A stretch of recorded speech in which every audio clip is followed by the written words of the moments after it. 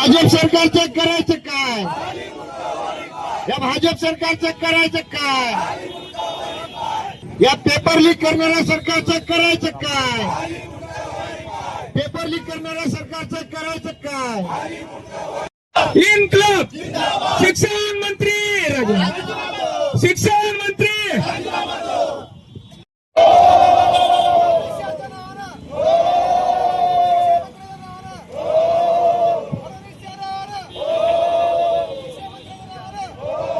आज या ठिकाणी काँग्रेसच्या वतीनं बोंबाबोंब आंदोलन करण्यात आलेलं आहे। ही वेळ आम्हाला का आली?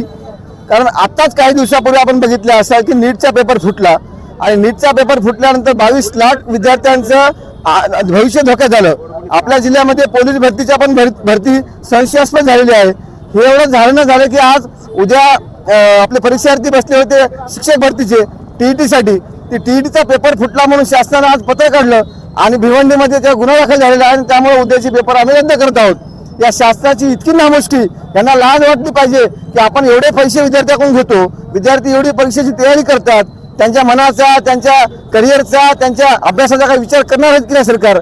आणि त्यांच्या भावनेशी खेळण्याचं काम हे सरकार करत आहे। मागच्या नीटच्या परीक्षा लांबल्यामुळेच बऱ्याचशा विद्यार्थ्यांच्या देशामध्ये आत्महत्या झाल्या होत्या, परंतु यावेळेस असं काही अपशकून किंवा आत्महत्या घडू नये एवढीच या ठिकाणी आशा बाळगतो आणि या सरकारचा या ठिकाणी आम्ही काँग्रेस पक्षाच्या वतीनं मोठ्या प्रमाणात निषेध करतो। जर असे जर होत राहिले तर आम्ही नक्कीच याच विषयावर टीईटीचा हा मुद्दा आणि नीटचा मुद्दा आम्ही सोडणार नाहीत।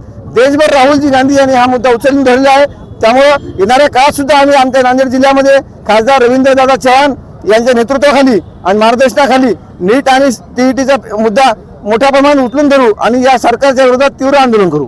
माझ्या माहितीप्रमाणे 2022 मध्ये आणि 2024 मध्ये पण टीईटीचा पेपर फुटला होता आणि त्यावेळेस एक भाजप सातारा का कोल्हापूरचा भाजपचा जिल्हाध्यक्ष त्याच्यामध्ये आरोपी होता, परंतु त्याच्यावर कुठलीही कारवाई झालेली नाही, थातूरमातूर कारवाई केली आहे। तरी सुद्धा तिसऱ्यांदा पेपर टीईटीचा फुटतो, म्हणजे सरकार मुद्दामून करते की काय कळत नाही। म्हणजे आमचा दावा किंवा आमचा आरोप असा आहे की हे भाजपचं सरकार आलं तेव्हापासून एमपीएससी असेल, टीईटी असेल, नीट असेल, हे सगळे पेपर ते दरवर्षीच फोडतात, परंतु यावेळेस उघडकीस आलेत, त्यामुळे ते सगळे तोंडावर पडलेत आणि त्यांचं हे षडयंत्र हे उघडकीस पडलेलं आहे। अन्याय करतात आणि विद्यार्थ्यांच्या जीवनाशी खेळ करण्याचं काम हे करून कोट्यावधी रुपये जे येतात खासदार फोडण्यासाठी, आमदार फोडण्यासाठी कुठून येतात? असेच घोटाळे करू करू ते पैसे जमा करतात आणि आमदार खासदार फोडत आहेत।